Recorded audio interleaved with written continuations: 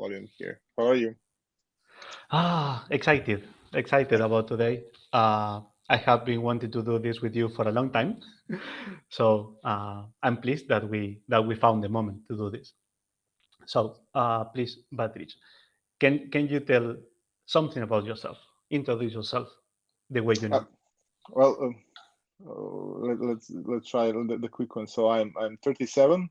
My main field of operation is business development, the IT. So I've been working for the last 7 years in one of the biggest local IT companies, mainly in charge of business development, expanding the markets. And for the last couple of years or year, maybe a bit longer, I've started together with my wife our own startup, and yeah, started to be more and more interested in the local startup ecosystem, and also trying to help others, like just like the values that you mentioned. Father of two, born and raised in Montenegro. Now living mostly in Montenegro, between Hungary and Montenegro, actually. So that's it in short.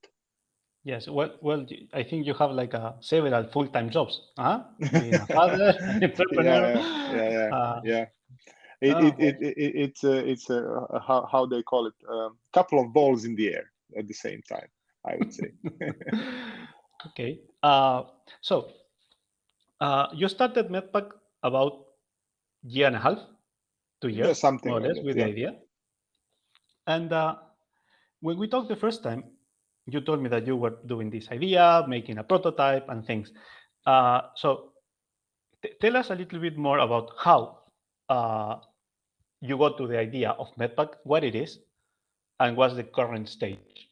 hmm So it's a good question. So basically, I think a lot of people might know, but the idea came from actually the problem we had in our own household. So there was a point in time when the whole family uh, had to take a lot of medication. So Corona, getting recovered from Corona, during the Corona, and well, in the beginning we thought that it's us. We are a bit lazy, forgetful, and we are actually skipping a lot of these treatments. Yeah.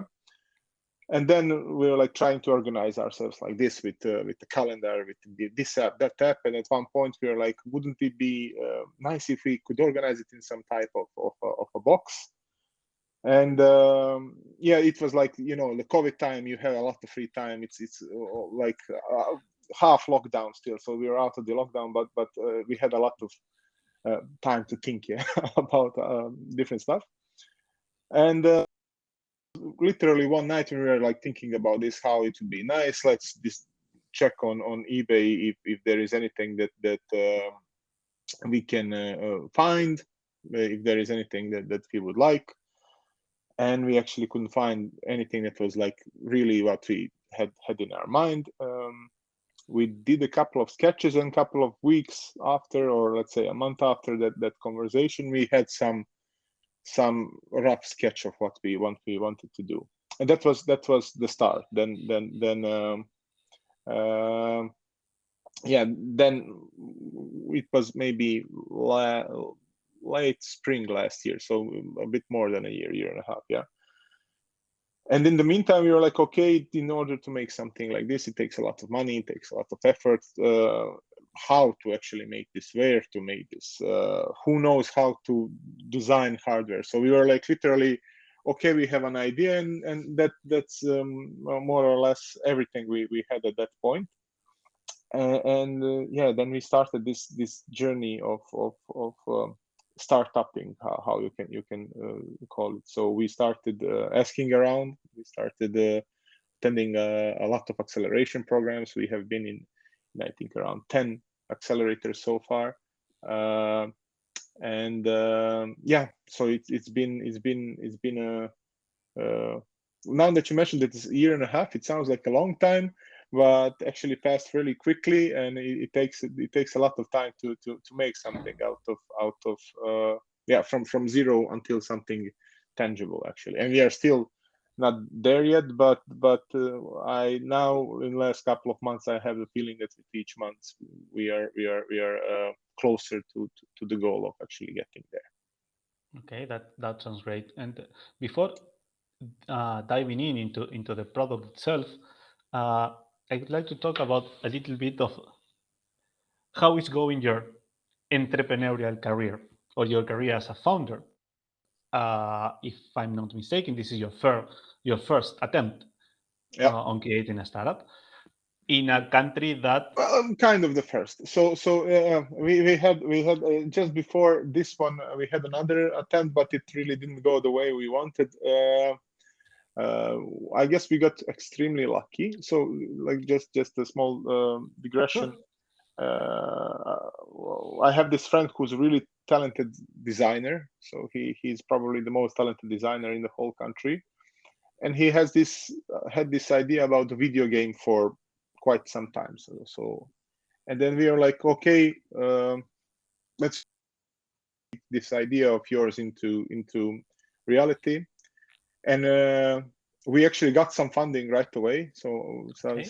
a bit shy of 10K to write the script for the whole video game, but again, the funny thing is that we never did try to write a script before. So we thought it just, you put ideas and it's a script, everybody will understand what it is. But actually we then got some funding. We hired a couple of script writers. We hired a couple of people who actually know about film and television, and the so long that we kind of lost our energy in the meantime. So we managed to produce some script, but it was so exhausting that we were like, okay, obviously we are not yet ready for something like this. But the video game script is actually still in the drawers. But apart from that, it is the first technological endeavor of mine, if you could say so, on my own. Yeah. Okay. So, And how is it going so far? well, initially I've been quite skeptical about this startup ecosystem, and that's why I was even before I was always more for let's try to find our ideas outside and have here we have the knowledge, I think, how to do things, but I was really skeptical if we have the vision what can be next, and also in that matter also, I thought the system was not ready to support something like what is a startup. How do you treat it differently from a regular Business. company? Yeah. And guess I got lucky in the meantime, because I met quite a few of super energetic people, super enthusiastic people.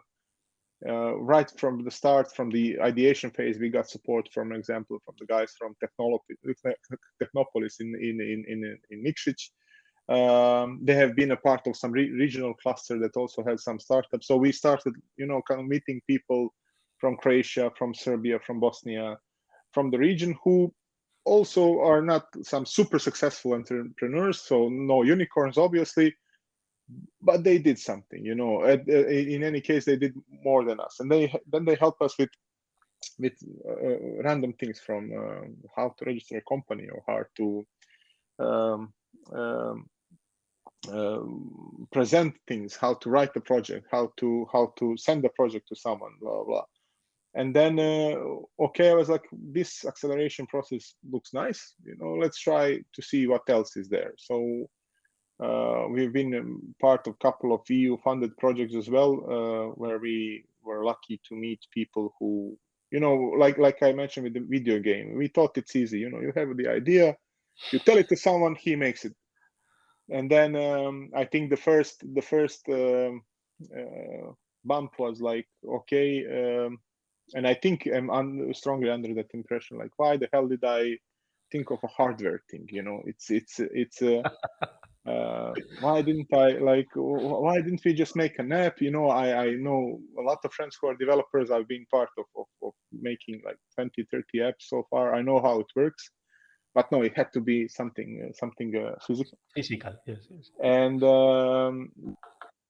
to meet some people who actually know how to make hardware. So then we had I think in total like 3 designs initially, between which we chose, and then there is a bunch of limitations there. So when I tell to people that the first design was scratched off because when we wanted to order the parts to make the prototypes, the providers told us, okay, for this part you need 55 weeks.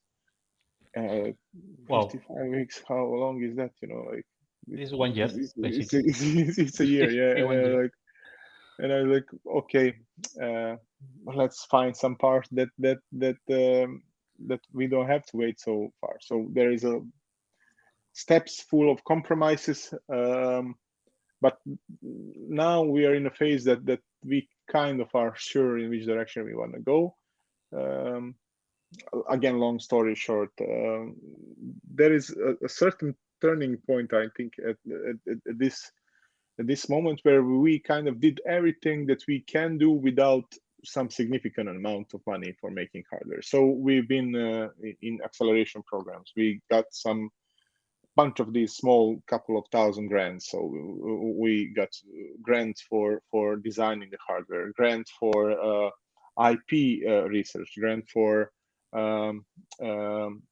market research. For example, one of the persons involved was an expert from Deloitte who really gave us a significant, let's say, piece of paper with all the information about how the market looks like, how to do it, where we can go, how we can go about it, blah, blah, blah. And it's been really helpful because we have this knowledge on one hand, but in order to make hardware, you need a lot of money. For the first some series, at least like 100,000 just to make some molds to get enough of electronics to start and play. And then we had this option. Okay, let's try and get these little rewards and try to make a bulk of it. But then, when we talked about this call, I was like, probably everybody will say, "Oh, not him again." Like I've been in this competition, that competition. Like I'm kind of tired of pitching anymore. Like it's like we will have the product in 3 months. Then 3 months after, again, I say we will have a product in 3 months because we didn't get any bigger money. So it is a challenge. But also, like we talked last week, now we have this rush, and I have this, when you have this feeling that in the next month or two something will happen. Either we will explode or we will make some success. I hope the later. But also, now that you mentioned, like in the last year and a half, I think the ecosystem changed drastically in a really great way, because from different accelerators, different support systems that we have in Montenegro.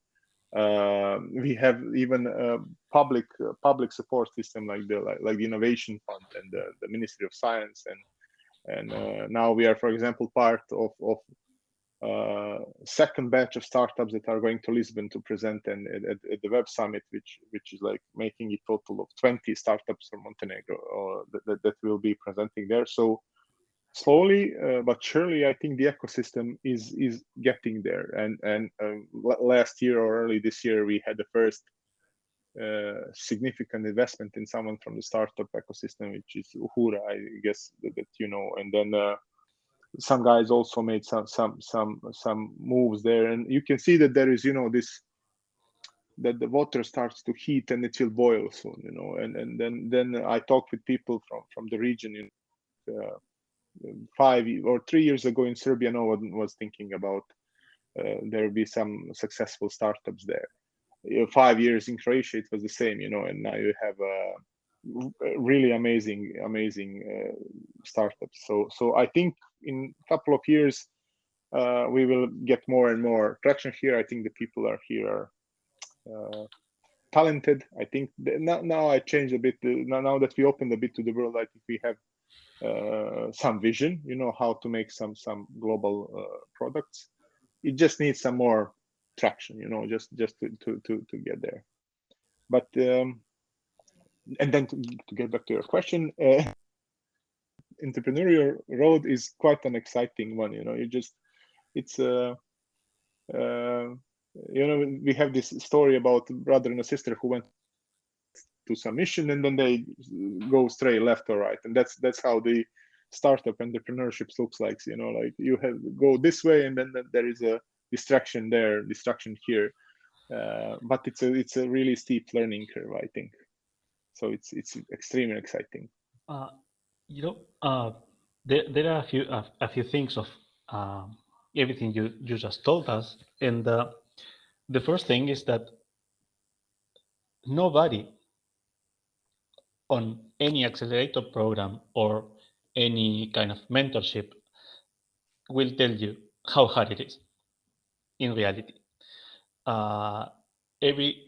Everyone in the global startup ecosystem is always so motivated. We pursue a purpose. We have big goals. We want to change the world. We want to do great things. But for those that are newcomers, so the first thing is a hit against the wall, because you, as you said, you have the idea, you have the goal, you have the wish, the vision, but then you realize that you know nothing about startups, about business, about companies. And in your case, even worse, prototyping hardware that you need to make the different iterations, just changing small things. That means to create a new whole prototype. So it seems like you took the hardest of path. Especially with the whole situation, the components are getting crazy again. Like not only the delivery times, but the electronics, cost, costs, yes, logistics. Everything it went crazy, and it's getting crazier and crazier, I think. So it is challenging, but it's in a way the team and I like the challenge. So we kind of we have been last month, so which is really strange thing to say after a year or so of trying to get something done, that now we are literally not sleeping. We are meeting a lot of people, meeting with funds, meeting with angels, meeting with other startups, traveling around, just trying to getting partners. So we last week we met the partner that we probably will do the first of product with. They have done it before, and it's like you said, in Montenegro, I think everybody in a basic level, it is easy to run a company if you are not creating anything new. So I don't know, you buy sugar in abroad, you import it, you sell it here. It's a business. It's a running business. It makes sense, but something like this is like something completely different, so yeah, definitely a lot to learn in the still a lot to learn, I think, in the whole process. That's true. And one thing you said, that it's a common opinion also with previous startups that I had the pleasure to interview, is that how the Montenegrin ecosystem has changed in the last year, and how much it still need to grow and to get up to date with the rest of the world. On my personal experience, I believe that the talent was always here, but it's just a matter of mindset. For XY reasons, potential founders here just were focusing on the local market, or creating just local solutions, or solutions for the local problems. But now I see that every day more young people is getting inspiration from the things happening in the region, the success of other startups in the region, plus the inspiration you get from the unicorns or the big techs. And little by little, the wheel is moving forward, and I'm very happy about that. And I need to congratulate you and all the others that are at this time doing things, facing those challenges, because you are basically making the paving the way for all the others that will come after you. So that's a great thing. Whatever the result of Medpack is in the future, whether if it is a health tech unicorn in a couple of years, everything you are doing now will help others to learn faster, to avoid potential mistakes, and your process of learning will be so helpful for others once you put it out. Definitely. So just sorry for interruption. There is actually two things that you mentioned here. First, I will say that the local market and the knowledge was used for the local solutions. So mainly this region is recognized as a service where you can go and get some quality service. And for example, again in Serbia, IT outsourcing is one of the biggest parts of their export. Yeah, and then similar things with here in Montenegro. So there is a lot of companies that focus on service mostly, and then there is this I guess pain point where people need to go and decide, okay, I will not work for someone else. I will work for myself and my idea. And I think it's really painful decision to make, because instead of earning money, you decide to burn money, into some crazy dream, And I guess it takes a bit of insanity to do something like that. And I really have all respect for people who decided to do that. For example, I still have a day job, so I have a regular job that I do apart for this, and I don't think that it's anything would be possible if you don't have some stability on the other way. And that's one thing. And the other thing is that, and you mentioned it good, there is like couple of us and I'm risking to sound quite unmodest in this sense, but there is like 10-20 people here who are okay pioneering this in a way. And one of my goals is actually to become a part, or to create some type of acceleration around of from what I learned. If I pass 10 acceleration programs, and if I talk with 1,000 people about what mistakes they made, I believe then that for the next generation of entrepreneurs, we'll be able maybe not to help them with all the problems, but save them 10% of their time or 10% of the cost that they would make. And even if it's that, it's still a success. It's more than we had, and it's great to see that there is there is hubs appearing in Montenegro. Like digital then also helps some startups showcase their ideas in the US. ICT Cortex is doing great things in educating, in creating new talent, in creating new jobs, in lobbying with the government. Actually, I think half of the things that are happening wouldn't be able if there wasn't a couple of those organizations that were actually pushing the system in the right direction, and pushing the funds actually as well. And the only thing normal that one successful solution will come sooner or later, but I think it rather sooner. For example, I mentioned Web Summit as a event that's one of the biggest events in the world when it comes to innovation. I've been there like 5 times, and there's only been like 10 of us who went there since from 2016 to 2021. And then last year there is 40 Montenegrins there, all of a sudden, and all of them look like there is like these Korean startups, there is this Nordic startups, American startups, and then you're like realizing where the world is, and then you come back and you realize that maybe your idea is dead. It cannot make any success there. but then you will get another idea, that came from what you've seen there. And I think those opportunities just started to happen, that people actually go see and bring the vision that they got there with them. And I think That's an that's very amazing important. learning experience. Yep. Something that open your mind and give you a hard to acknowledge but necessary contrast about what's happening here versus what's happening on the rest of the world.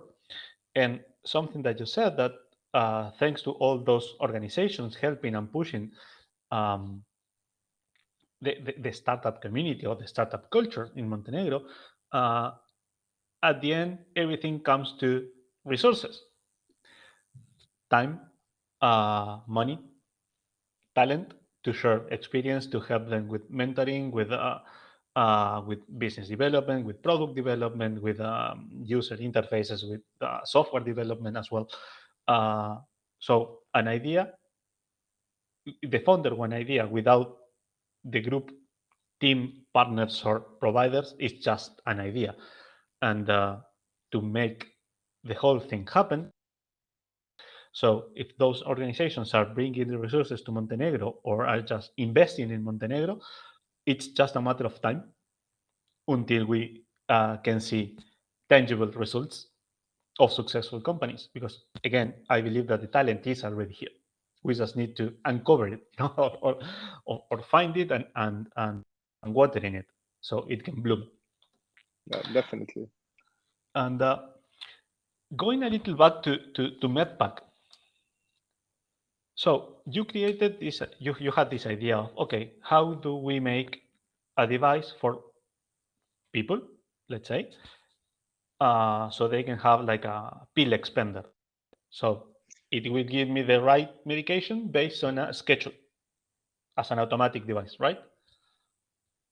Technically, so basically what we wanted to make is so there is like super automated things, and there is like some things that you need to do manually.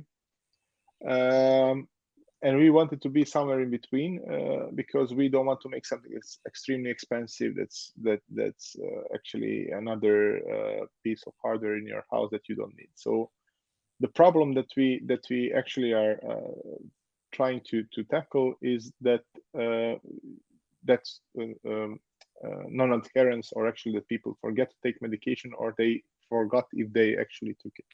So I guess it happened to you. You have some flu, and you have no idea if you drank the pill in the morning or not. So what we wanted to do is and it's a common mistake, because we usually, when we present our idea, it's all usually about the hardware, because you show it, it beeps, it shows some light, blah blah blah, and then the focus is on that. But the hardware is only the hub, actually, that tracks your interactions with your medication, because we realized that there is no way to track the interaction. So we made this system that is helping the box itself register when you open the door above the proper medication. The whole idea is that you actually want to drink it. So at this version, we don't have any super smart tracking moments, like if the pill has disappeared from the dispenser. It's doable, but we don't want to do it at this point. Obviously, it would prolong the development process and increase the cost ultimately. So we have this target group that is like people our age, let's say middle-aged people, who I'm sure that you drink some vitamins, or you have some some pills in From time to time, your yes, yes, yes, yeah. of course, of course. And but there is people who have some chronic diseases. There is also a lot of them who shouldn't miss this. So, Exactly. for example, if you have epilepsy, if you miss one pill a month, the chance to It get can be a problem, yes. seizure is really huge. So basically, we put this in front of you. This prototype that we have now is quite crude, but so it has light, it has sound. It's really irritating. So it's really hard. So you're not going to miss it. Yeah. So and then when you open this door, it presses some button inside, and we know exactly where did you open it and if you took the right pill. And that's the So nothing more complicated about the box. So we want to make so many different nudges that we are making sure that you're taking the pill. So we have light signals, we have sound signals, we are talking, for example, with InfoBip, one of the biggest Croatian companies, that we can create automated calls, we can create automated Viber, WhatsApp, SMS, email. Remind your cousin to call you that you missed it. So we have like 10 different nudges. Okay. If you don't, and then the system learns from you. It knows which nudge is the best one. Is it just the light? Is it light and sound? Is it light and the notification? Obviously, there will be a notification. Is it automated call? How to irritate you The most. enough to take that medication to help yourself. So how to irritate you in order to help you, and we build this system. What time is the best time for you? So maybe when you go to the doctor, he says drink at 8, at midnight, and at 4. But maybe it's totally opposite of your lifestyle. Maybe you're a night bird. Maybe you work late shifts, blah blah. So it's totally not following your activities.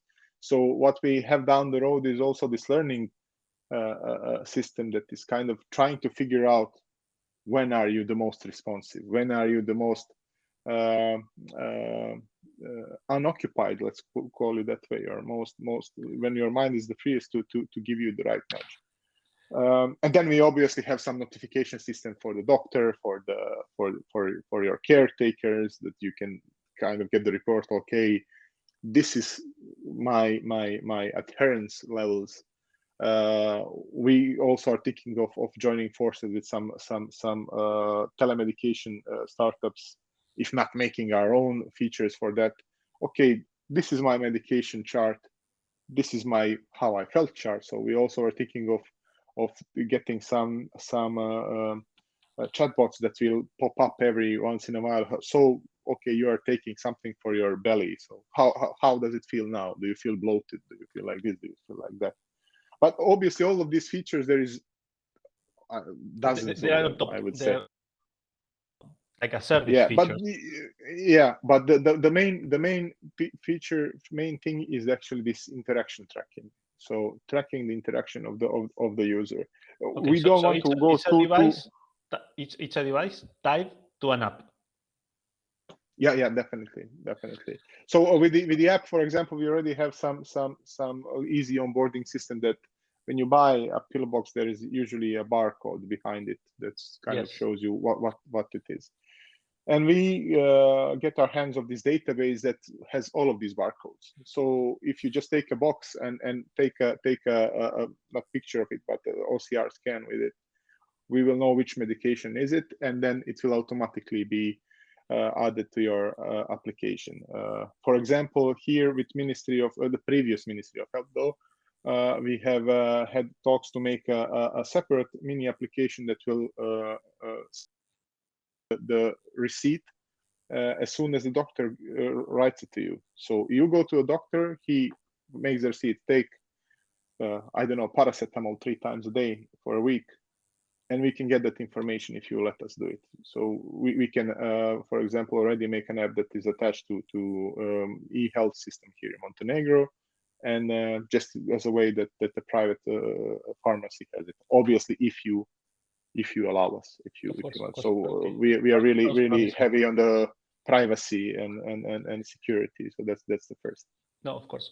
But anything that can help people to have a correct tracking of their dose, it's a good thing, especially with older people as well. And I'm curious. Is it a multi medicine device? So you have separate compartments for different type of pills, and each compartment runs a specific schedule, I assume. Technically, yes. So for this prototype that we have now has 8 different compartments. We are still trying to make different. We are planning to make different versions depending on what you need. So 3, 4, 5, I don't know, 10. But also, yeah, as you can see, it also has some volume because actually it's a container, so it needs to contain things. In order to be able to contain things, it has to have some size. But I think still it's in a size that is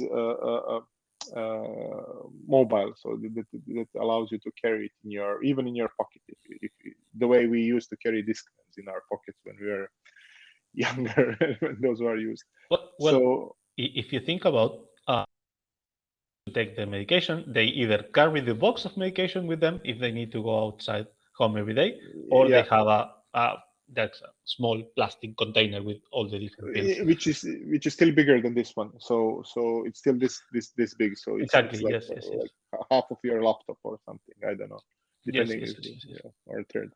So each compartment has different ones. Each one is running different schedules in the app. The app, when you enter the medication, we also make based on the packing, we make a suggestion how many pills are inside.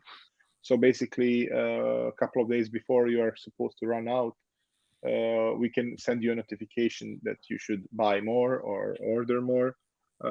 Also, since we have multi medication system, we also are working on a feature that is warning you if you are combining 2 medications that are not supposed to be taken at the same time, which can be counterproductive. What else? Yeah, then we have some suggestions of what, for example, I don't know, if you are taking iron, then it's better if you take some C vitamin with it, you know. So these combos, you know, it's a complementary advice. Yeah. So bunch of features, but we have been mostly focused on hardware. You know, how to make sure that the interactions are done, how to make the design the way we imagine it. Now, for example, we are trying to find the perfect plastic type, because then it needs to run smooth, it needs to be turned smooth, it needs to be by the authorities to hold medication in it, after all. So there is yeah, you mentioned a lot of challenges. I think now I'm just throwing like the features that I don't have it really structured, or I don't have it in front of me. But now the because pitches are usually 3 to 5 minutes, and then I avoid all of these, you know, like extra features. Of course. Now you have a whole hour for yourself. Yeah. So and then during the pitch, I just present the box. You know, this is an amazing box. We track activities. We have an amazing app that is connected to the box. So, but you know, for what you just told, the software you are creating is the genius thing here. The box is just what make it possible. Yeah, to be the box effective. is the central hub. So yes, the box is just the point of interaction with the user at some point, but the whole software is the jewel here. So yeah. I'm happy that you had time to tell us about the software, to explain it. Yeah, because just the idea of smart box, I open, it tracks one pill, doesn't say much. Yeah, you go deep and you explain all the benefits of using the app together with the box. I think that's much more to explore and much more to pay attention. Yeah. Now we are also how to put it? So I think I mentioned you a couple of months ago when we went that we are planning this Kickstarter campaign, and then now we are prolonging it always, because we first want to make a couple of 100 pieces to give them around for people to actually try it out. To see if the dimension is right. If some of our ideas were, I mean, we can make it anyway now with some proof of concept. It's still legal and people do. But now we have refocused on getting some angel to get us some money to make a couple of 100 pieces. And also because the when we were like giving the name to the startup, it was like, we are not really heavy on the names, so let's just give it something first from top of your head. And then I think we are playing some video games, and then when you're in the shooting games, when you need to heal yourself, there is this health pack or Medpack, like, let's call it that way.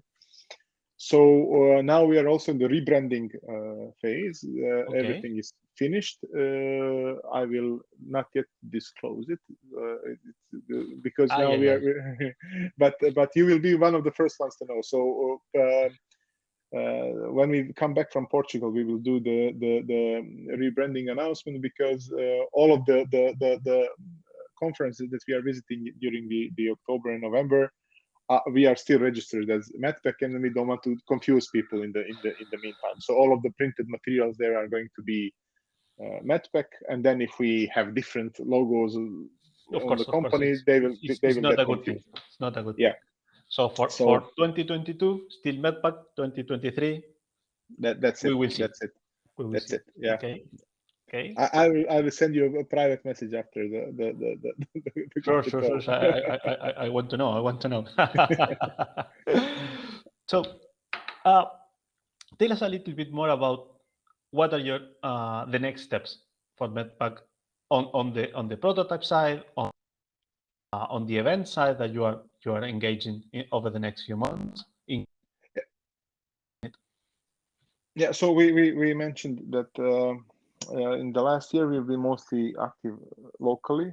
So we were applying for the local accelerators or regional accelerators. We were applying for local competitions, and then again, with the risk of sounding unmodest, we are kind of outgrown this thing, and we needed to go and get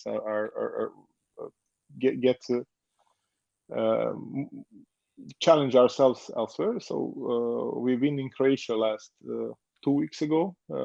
We have been second on one of their biggest startup competitions. We met with a lot of people from the ecosystem, with the director of the Zagreb Innovation Center, with guys from Infobip, who are the biggest Croatian startup with already thousands of employees. We met with a couple of hardware producing companies that can help us with the electronics and stuff. So it was really rich. Today I just came back from Belgrade, where we also presented on conference yesterday. We met on the border with them again, with like 10 people who can help us with this or that.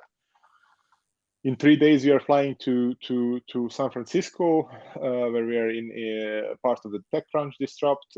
We have been selected as one of the top 200 startups out of, I think, 4,000 applications.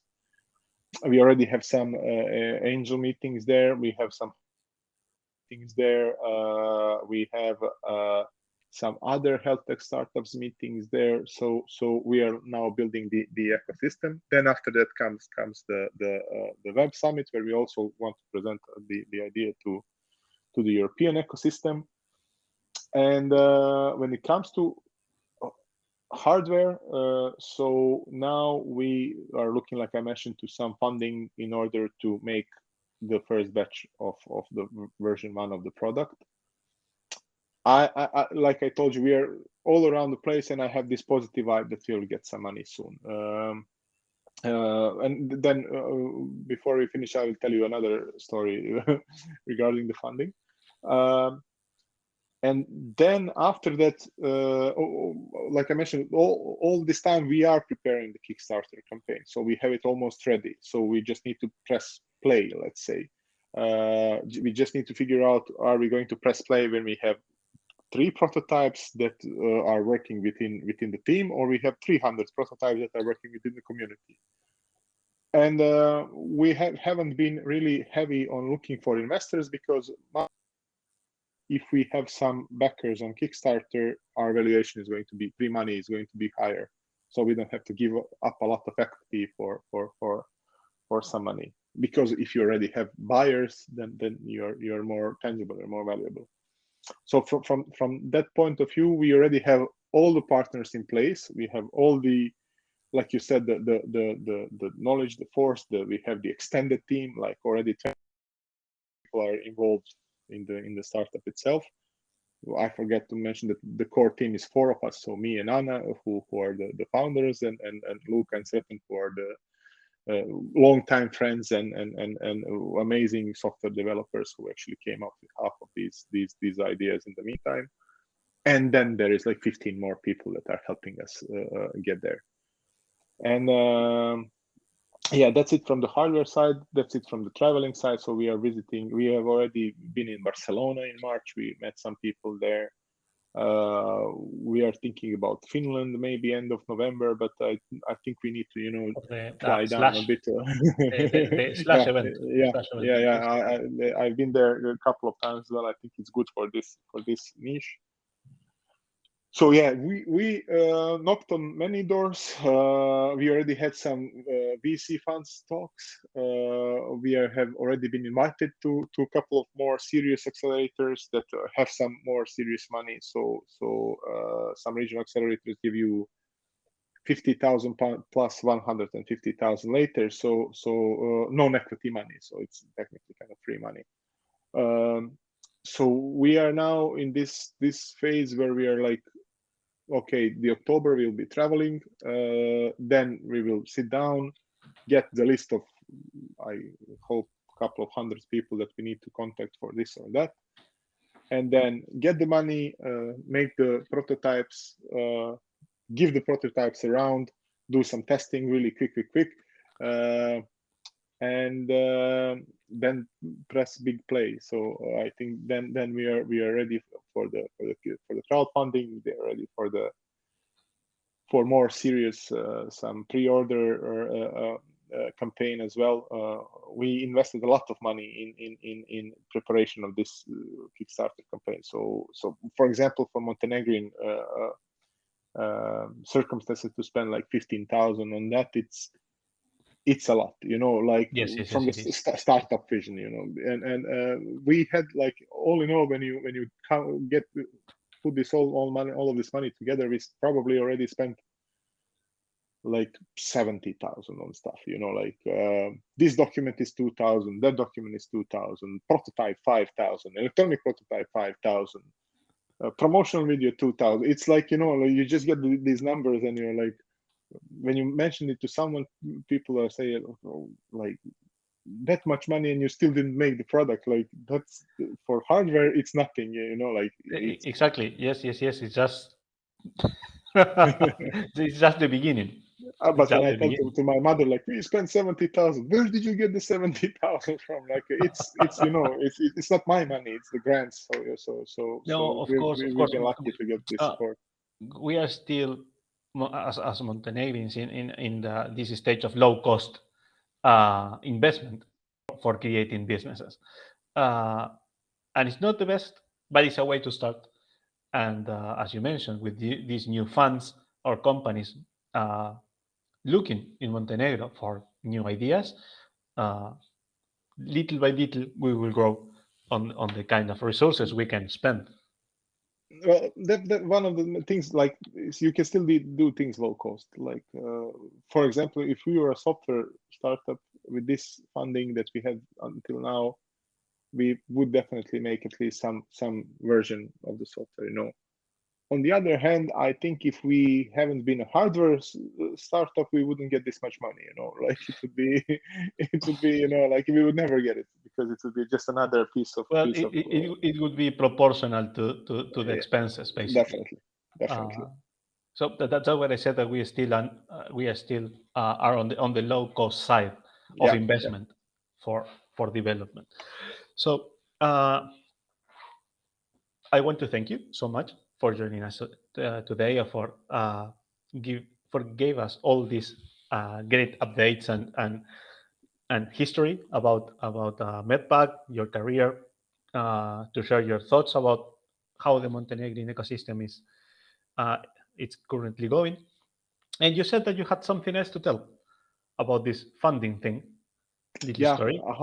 The story, actually, I think it was 2 months after we had the idea, we had been offered an investment. like it was quite significant. So it was like around 100K, and okay, like.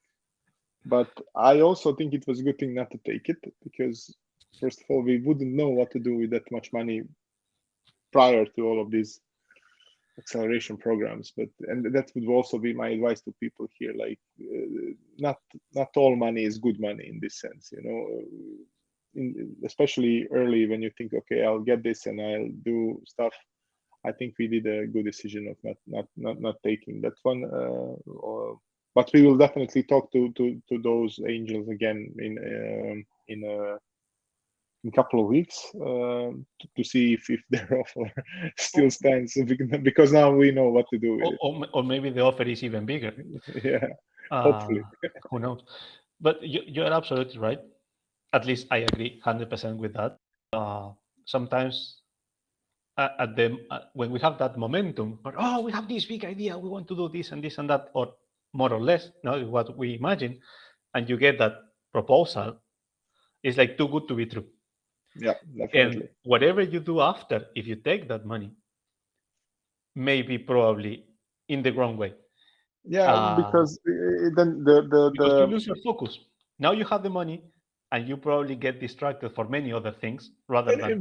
When there is investors, you also lose your freedom in a way. It's Of not course. your idea anymore. It's like idea with a debt. So then it can be tricky. Well, finding the good or the best investor for your company, I think it's even harder than just getting the Definitely. investment Yeah, at some and point. then anything else, probably one of the hardest things in the whole process. It's not about the money itself. It's about how the investor makes influence in your company. So it can be someone that boosts your company to another level, or can be a complete baggage, let's say, someone who holds you from moving forward. So it's a tricky decision. I And, agree completely. and also, there is no a manual for that. It's about feelings. It's about Yeah. hundreds of meetings with people until you feel that you found the right partner, even if the capital is not as much as you would like. But sometimes the human worth much more than just Definitely, the money. if the investor can open some doors that you couldn't, then it's more worth than the money, I think. Yes, of course. So wrapping up, I want to thank you once again on the name of Stargram Montenegro. Hoping to have you next year again with announcing the Kickstarter campaign, joining us in a in-person event over the next few weeks, and okay, we will catch with Medpack or whatever the name is next year to see how far you are moving. Okay. Yeah. Thank So you for having me, and it's a pleasure, and yeah, happy to be the part of the community. thank you once again.